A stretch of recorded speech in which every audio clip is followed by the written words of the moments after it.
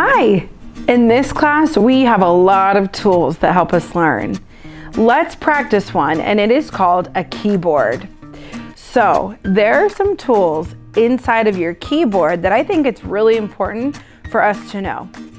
We need these tools to help us learn, and we also need them to help us make sentences from home.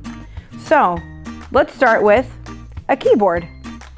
The numbers are on the top of the keyboard. Next, here's how to make a capital letter. Remember, we have letters that are capital letters and lowercase letters.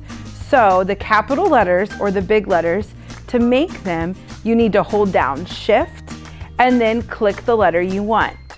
Don't tap Shift and then click the letter. Hold it down and then click the letter you want, and that will make that letter capital. If all of your letters look like this, that means that they're all in all caps. So you can erase all of your letters and click this button. This is caps lock. It locks your keyboard to make it either all capital or all lowercase. We want to keep our keyboard in all lowercase for easy typing. The last thing I want to show you today is how to make special characters. And what I mean by that is punctuation. So whenever we end a sentence, we need to let the reader know, is it a question? Is it an exciting sentence? Or is it just a statement? And I wanted to show you how to make these punctuation marks. Here's where you can find a period. Here's how you make a question mark.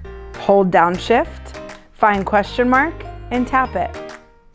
Here's how you make an exclamation mark.